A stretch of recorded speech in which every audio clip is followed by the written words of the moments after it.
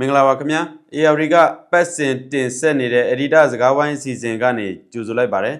ဒီတစ်ပတ်မှာတော့မြန်မာနိုင်ငံရေးကိုတရုတ်မဆွတ်ဖက်ဘူးတဲ့လားဆိုတဲ့ခေါင်းစဉ်နဲ့ကျွန်တော်တို့ဆွေးနွေးသုံးသပ်သွားကြမှာဖြစ်ပါတယ်ကျွန်တော်ကတော့ ARD မြန်မာဘိုင်း Editor ကြောက်ခါပါကျွန်တော်နဲ့အတူတူဆွေးနွေးမဲ့သူကတော့ ARD ရဲ့ Editor ချုပ်ကိုအောင်စောဖြစ်ပါတယ်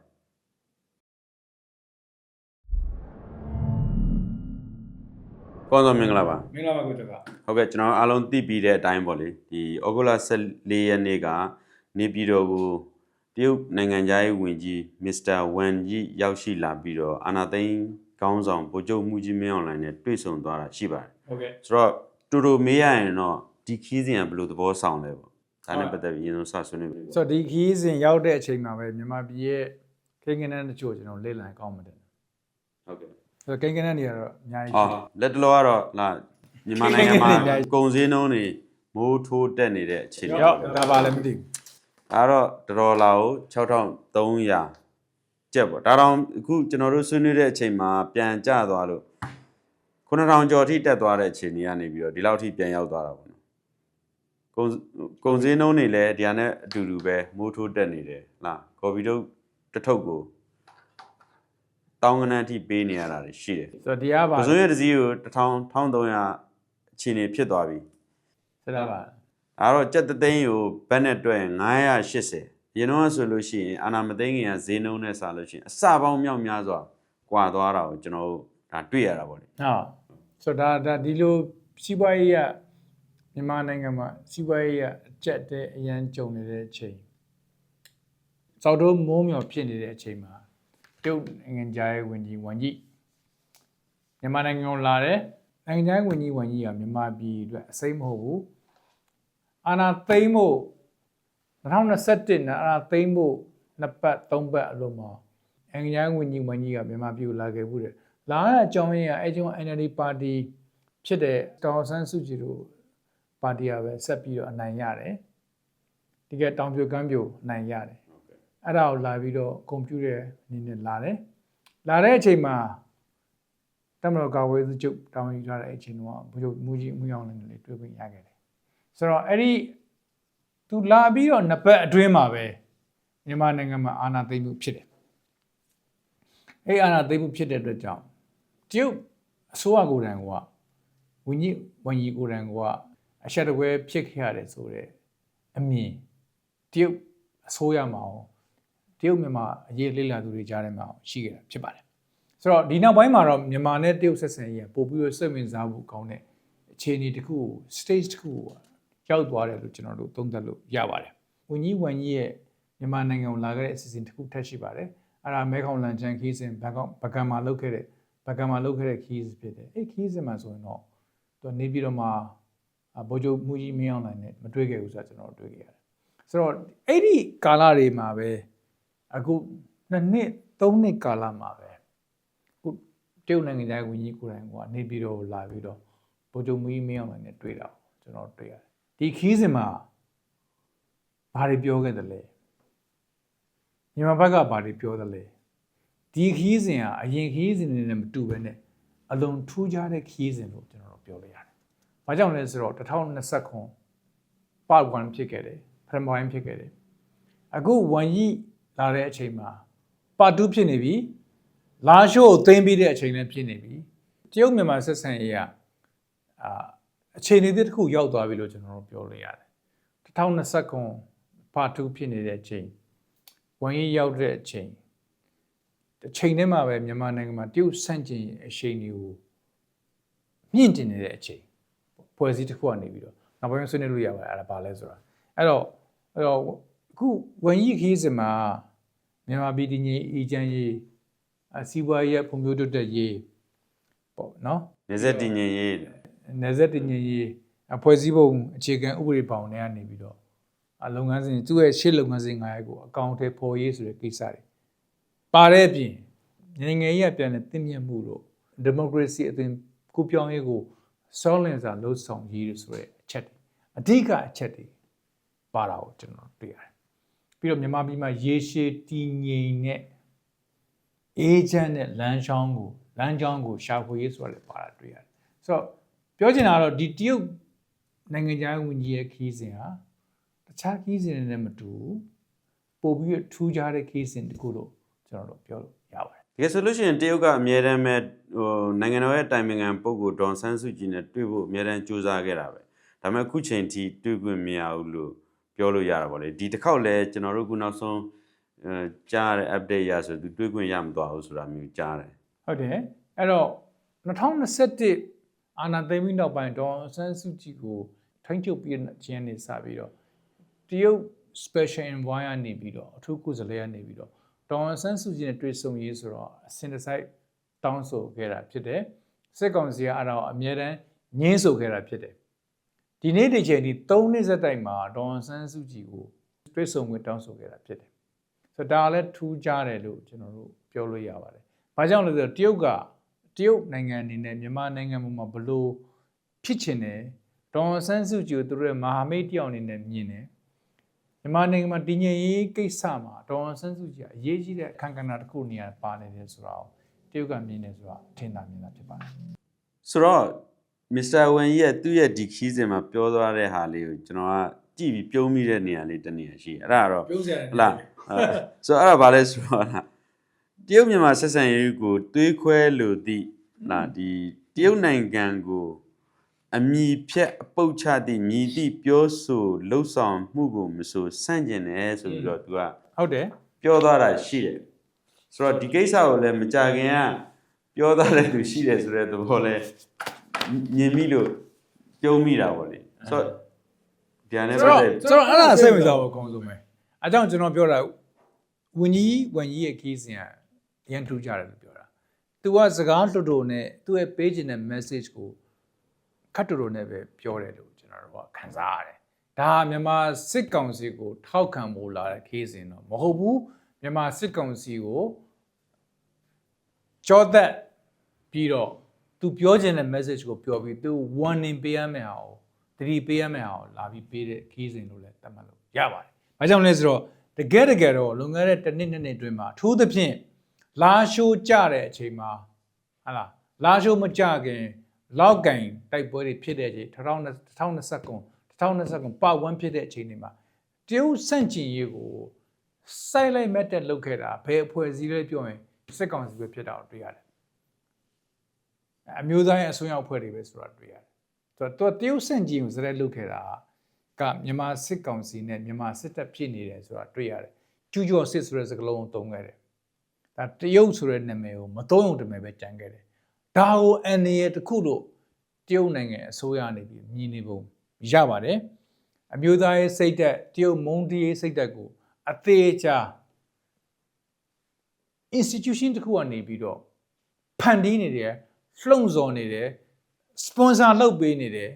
ထောက်ခံအားပေးနေတယ်ဆိုတာကိုတရုတ်အစိုးရကမြင်တယ်အဲ့ဒါကဘယ်သူဆိုတာလဲတရုတ်အစိုးရမြင်ပြီးသားဖြစ်တယ်မျက်နှာချင်းဆိုင်လာပြောရတာပေါ့ဒါအဓိကအဲ့ဒါပဲအဓိကအချက်ကအဲ့ဒါကိုကျွန်တော်တို့သိဖို့လိုတယ်အဲ့ဒါကိုသူကလာပြီးတော့ပုံမှန်လင်းပဲတဏ္ဍမန်ရေးရာဆက်ဆံတဲ့အခါမှာခုနကိုကျော်ခပြောသွားတာကိုသူကအပွင့်လင်းပြောတာလို့ပဲကျွန်တော်ကထင်တယ်။ဘာကြောင့်လဲဆိုတော့ကျွန်တော်ပြန်ကြည့်မယ်ဆိုရင်မြန်မာနိုင်ငံမှာတရုတ်ကိုပဲစန့်ကျင်တာဖြစ်တရုတ်ကိုလိုလားသူပဲဖြစ်ကြည့်မယ်ဆိုရင်အခုမြန်မာနိုင်ငံမှာဖြစ်နေတဲ့ဖြစ်စဉ်တွေမှာတရုတ်ကလက်တွေခြေတွေပါတယ်ဆိုတာကိုမြန်မာစစ်တပ်တစ်ခုလည်းမဟုတ်ဘဲနဲ့မြန်မာပြည်သူတွေကလည်းယုံကြည်ကြတာ suspicion လို့ခေါ်တဲ့တန်တရားဖြစ်စိတ်ရှိတာဖြစ်ပါတယ်ဆိုတော့အဲ့ဒါတွေကတရုတ်ရဲ့လက်ရခြေရာတွေပါတယ်လို့အမြင်ရှိတယ်ဒါဟာသူတို့ရဲ့အန္တရာယ်ကြီးလာပြီလို့ပြည်ကင်းမှာရှိတဲ့ခေါင်းဆောင်တွေကမြင်တယ်လို့ကျွန်တော်သုံးသပ်လို့ရတယ်ဒီခီးစဉ်မှာလာဒီအနာသိန်းခေါင်းဆောင်ဗိုလ်ချုပ်မှုကြီးမင်းအွန်လိုင်းတို့လာဒုတိယဝန်ကြီးချုပ်တို့ ਨੇ တွေ့ဆုံသွားတာလည်းမဟုတ်ဘဲနဲ့မှာအရင်စစ်အာဏာရှင်ဟောင်းဦးတန်းရွှေကိုလည်းမစ္စတာဝန်ကြီးကတွေ့သွားတာတွေ့ရတယ်။ဘာကြောင့်ဦးတန်းရွှေကိုတွေ့တယ်လို့သုံးသပ်မိလဲ။စာပတ်သူကြီးအမင်းတရားကြီးကိုတွေ့တယ်ဆိုတာတရုတ်ကမြမအချိုးဘယ်လောက်နဲ့တယ်မြမအချိုးဘယ်လောက်သိတယ်ဆိုတာပြတယ်ပေါ့။တခြားအနောက်နိုင်ငံတွေနဲ့နှိုင်းရှင်းမယ်ဆိုရင် access လို့ခေါ်တဲ့ဒီအထဲကိုဘယ်လောက်တိသူသိတယ်လဲဘယ်လောက်ထိုးပေါက်နိုင်တယ်လဲဆိုတဲ့ကိစ္စတွေပါတရုတ်ကထိုင်းနိုင်ငံနဲ့ရောအိန္ဒိယနဲ့ရောအနောက်နိုင်ငံတွေနဲ့ရောတားတယ်ဆိုတော့ပြတာပဲဆိုတော့ဗိုလ်ချုပ်မီတန်းရွှေကို2016 2019က ဂရီတွေ့ကြတာဖြစ်အခုမှတွေ့တာမဟုတ်ဘူးဆိုတော့အရင်လူဟောင်းတွေကိုတရုတ်ကအလေးထားတယ်တကယ်လို့တိုင်းပြည်မှာတစ်ခုဖြစ်ခဲ့ရင်လူဟောင်းတွေကနေပြီးတော့တခြားနိုင်ငံတွေပဲဦးမီထိန်းနိုင်မလားဆိုတဲ့အမြင်တရုတ်မှာရှိပုံရတယ်အခုဒီကိစ္စမှာဆိုတရုတ်နိုင်ငံမှာရှိတဲ့ဟလာနိုင်ငံခြားဝင်ကြီးပေါ်လီဗျူရိုတယောက်ကနေပြီးတော့စာပတ်သူကြီးကိုဝင်တွေ့တယ်ဆိုတာဒါ signal တစ်ခုပြတာပဲဆိုတော့ဗိုလ်ချုပ်ကြီးမင်းအောင်လှိုင်တယောက်တည်းတွေ့တာမဟုတ်ဘူးအင်ရှင်သူတို့အခေါ်ရ host ကိုတွေ့တာမဟုတ်ဘူးသူနဲ့ပို့ပြီးတော့ဩဇာအာဏာရှိမယ်လို့ယူဆရတဲ့ ဩဇာရှင်ဝါရှိသေးတယ်လို့ရှိသေးတယ်လို့ယူဆရတဲ့သူကိုတွေ့တယ်အဲ့ဒီမှာလည်းနိုင်ငံရေးနဲ့ပတ်သက်တာတွေဆွေးနွေးတယ်ဆွေးနွေးချက်တွေကိုလည်းတရုတ်တန်ရုံနဲ့ထုတ်ပြန်တယ်ဆွေးနွေးချက်တွေကလည်းတစ်ဖက်နဲ့တစ်ဖက်ကျမှမတိမ်မရင်ဖြစ်တယ်ဒီငြိမ်ရေးအေဂျင့်ရေးအချက်ငါးချက်ကိုဖော်ဆောင်ရေးဟလာဒီမိုကရေစီအသွင်ကူးပြောင်းရေးကိစ္စအမြန်ဆုံးလှုံ့ဆော်ရေးဆိုတာတွေပါတယ်ဘာလို့လူဟောင်းကိုသွားတွေ့ရတာလဲဘာကြောင့်အငိမ့်စားကိုသွားတွေ့ရတာလဲဆိုတော့အခုဖြစ်နေတဲ့အခြေအနေတွေမှာတရုတ်နိုင်ငံအနေနဲ့လူဟောင်းတွေကိုဝင်ပြီးတော့ဘလောက်ဝင်ပြီးတော့တိုင်းပြည်တည်ငြိမ်ရေးအတွက်ကိုလှုပ်ပေးနိုင်မလဲဆိုတဲ့အမြင်လဲရှိတဲ့ကြောင့်စမ်းသပ်တယ်လို့ကျွန်တော်တို့ပြောလို့ရတယ်ဆိုတော့ဒါဟာထူးခြားချက်တစ်ခုတခြားနိုင်ငံတွေအဲ့လိုလုံးနိုင်ခွင့်မရှိဘူးအဲ့လိုလုံးနိုင်ခွင့်ရှိတယ် access လည်းသူတို့မှမရှိဘူးဒါပေမဲ့တရုတ်နိုင်ငံမှာရှိတယ်ဆိုတာကျွန်တော်တို့တွေ့ရတာဖြစ်တယ်ဒါကြောင့်လည်းပြောတဲ့အခါမှာရွေးကောက်ပွဲကိစ္စမဲစင်းကိစ္စဟာလားအကူအညီပေးမယ်ဆိုတဲ့ကိစ္စတွေမှတ်ပုံတင်ကိစ္စတွေတရားမျှတတဲ့ရွေးကောက်ပွဲဖြေးကိစ္စတွေကိုပြောလာတာဖြစ်တယ်တရုတ်ဘက်ကပြောတာမြန်မာဘက်ကလည်းပြောတာကျွန်တော်တွေ့လာတာဖြစ်ပါတယ်ဒါပေမဲ့ကျွန်တော်အသိချင်တာပါလဲဆိုတော့အဲ့ပြောဆိုတဲ့အခါတွေမှာမတူညီတဲ့ချက်တွေရှိလာတာတွေ့ရတယ်ဒီခီးစဉ်ကိုမြန်မာစစ်ကောင်စီကလည်း exploit လုပ်ဖို့ manipulate လုပ်ဖို့သူလိုချင်တဲ့ version ကိုထုတ်ဖို့ကျွန်တော်စူးစမ်းတာတွေ့ရတယ်ဟို EO ကိစ္စတွေ EAO ကိစ္စတွေပေါ့နော်စားတာတွေဘယ်လိုတင်လဲမစ္စတာဝမ်ကြီးခီးစဉ်နဲ့ပတ်သက်ပြီးတော့ခုနကကောင်တော်ပြောသလိုလားဒီတရုတ်တန်ယွန်းထုတ်ပြန်ချက်နဲ့ဒီစစ်ကောင်စီရဲ့ပြန်ကြားရေးရဲ့ထုတ်ပြန်ချက်နဲ့နှစ်ခုမှာထူးထူးခြားခြားကွဲလွဲနေတာတခုတော့တွေ့တယ်ဟုတ်အဲ့ဒါတော့ရှမ်းပြည်နယ်မြောက်ပိုင်းမှာဖြစ်သွားတဲ့မြို့ရွာတွေပေါ်စစ်စင်ရေးနဲ့ပတ်သက်ပြီးတော့မြောက်ပိုင်းမဟာမိတ် EOS တွေရဲ့စစ်စင်ရေးနဲ့ပတ်သက်ပြီးတော့ဒီတရုတ်နိုင်ငံအနေနဲ့စန့်ကျင်တယ်ဆိုတဲ့အသုံးအနှုန်းကိုသုံးရတာတွေ့တယ်ဒါကတော့စစ်ကောင်စီရဲ့ထုတ်ပြန်ချက်မှာပါပြီးတော့ဒီတရုတ်တန်ယွန်းရဲ့ထုတ်ပြန်ချက်၃ခုလုံးမှာဦးတန်းရွှေနဲ့တွေ့တဲ့အခါမှာဦးတန်းဆွေနဲ့တွေ့တဲ့အခါမှာအာနာတိန်ကောင်းဆောင်နဲ့တွေ့တဲ့အခါမှာထုတ်ထားတဲ့၃ချက်လုံးမှာကျွန်တော်တို့မတွေ့ရအောင်ဒါစစ်ကောင်စီရဲ့ထုတ်တဲ့အဲမှာပဲကျွန်တော်တို့တွေ့ရတယ်ဆိုတော့သူတို့ထုတ်ပြန်ချက်တွေမှာပဲကွဲလွဲနေတာလားတကယ်ပဲမပြောခဲ့ဘူးလားတကယ်ပဲပြောခဲ့သလားဆိုတာတော့တေချာတော့မသိရဘူးထုတ်ပြန်ချက်တွေမှာတော့ကွဲလွဲနေတဲ့အချက်တွေကအဓိကအချက်တစ်ခုတော့အဲ့ဒါကိုကျွန်တော်တို့တွေ့ရတာမစ္စတာဝင်းကြီးကနေပြီးတော့စစ်ကောင်းဆောင်ကိုပြောတဲ့အချက်တွေထဲမှာခုနကကောင်စောပြောသလိုကြောတက်တာတို့သတိပေးသွားတဲ့ဆိုတဲ့အချက်နှစ်ချက်တွေ့လိုက်လို့ပါအဲ့မှာကျွန်တော်ကြည့်ရတာတော့တခြားဖက်ကြည့်တော့သတိပေးသွားတဲ့အချက်တွေကိုများတယ်လို့မြင်ရတယ်ပေါ့နော်သူတို့ရဲ့တရုတ်တန်ယွန်းထုတ်ပြန်ချက်အရဆိုလို့ရှိရင်ဆိုမှန်တယ်ကျွန်တော်တို့ရွေးကောက်ပွဲကိစ္စတွေပြောတယ်မြန်မာပြည်ညီရေးကိစ္စတွေပြောတော့လည်းပဲတကယ်မှာတော့ခုနကျွန်တော်တို့ဆွေးနွေးခဲ့တဲ့ဘာတွေသတိပေးသွားလဲဆိုတဲ့ကိစ္စပေါ့ဆိုတော့အခါမှာတရုတ်မြန်မာစီဝိုင်းစင်ကြံဖော်ဆောင်ရေးမှာသူတို့ကဆက်ပြီးတော့အချိန်မြင့်ဖော်ဆောင်မှုပါတယ်တည်ငြိမ်ရေးပါတယ်အဲ့မှာအဓိကအချက်ကပြောတာတော့သဘာဝတံငွေပိုက်လိုင်းကိစ္စမှာအဲ့စီမံကိန်းကိစ္စမှာဝန်ထမ်းတွေရဲ့လုံခြုံရေးပတ်ဝန်းကျင်လုံခြုံရေးကိစ္စတွေကိုမြန်မာဘက်ကနေတာဝန်ယူရမယ်ဆိုတော့သူအဓိကတရုတ်စီမံကိန်းတွေရဲ့လုံခြုံရေးနဲ့တရုတ်ဝန်ထမ်းတွေလုံခြုံရေးကိစ္စသူအဓိကမြန်မာဘက်ကအဓိကတာဝန်ကိုယူရမယ်ဆိုတော့သူကပြောသွားတာဖြစ်တယ်တာဝန်မယူခဲ့ဘူးဆိုရင်တရုတ်ဘက်ကဘာတွေပယ်လာမလဲဘာတွေလုပ်မလဲသူ့ရဲ့စီမံကိန်းတွေဆက်ပြီးတော့တင်ငိမ်ဖို့အတွက်ကိုတရုတ်ဘက်ကဘာတွေဆောင်ရွက်မယ်ဆိုတော့ကျွန်တော်တို့မသိရသေးဘူးသတိပေးသွားတာဒါပေမဲ့တရုတ်ကသတိပေးသွားပြီဒါပေမဲ့အာဖရိကနိုင်ငံတွေမှာကြည့်မယ်ဆိုရင်တော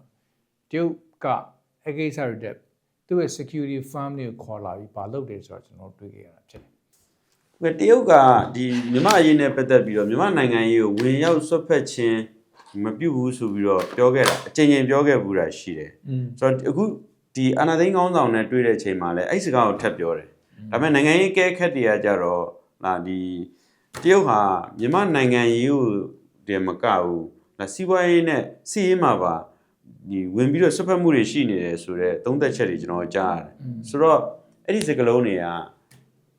လက်ရှိအခြေအနေနဲ့ဆိုလို့ရှိရင်ဘယ်လိုအနေထားရှိလဲပေါ့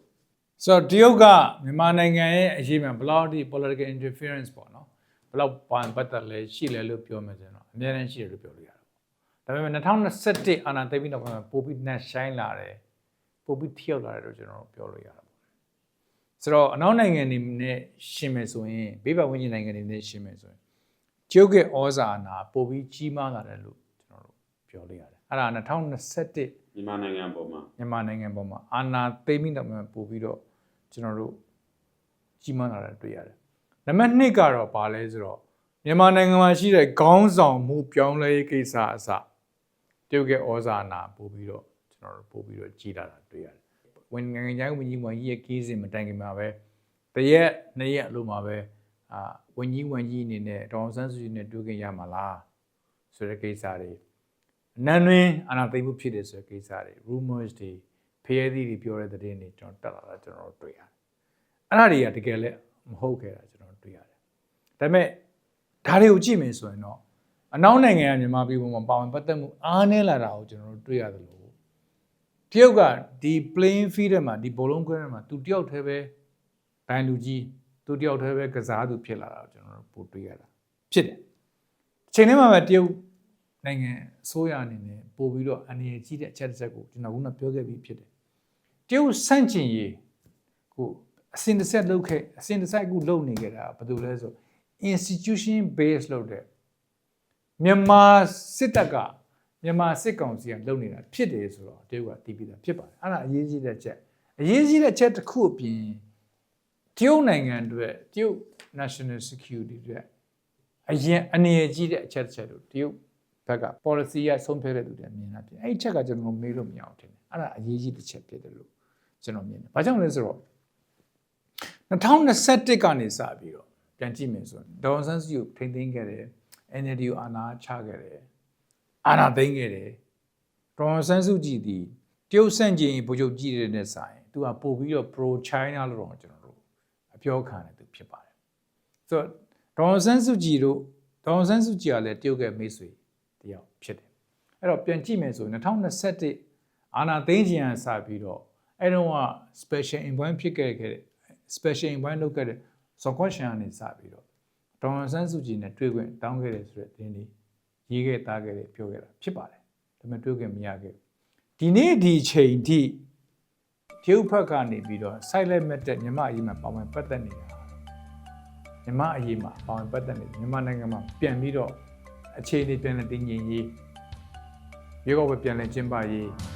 အားလုံးပါဝင်ရေးဆိုတဲ့ကိစ္စတွေတရုတ်ကမြန်မာအရေးမှာနို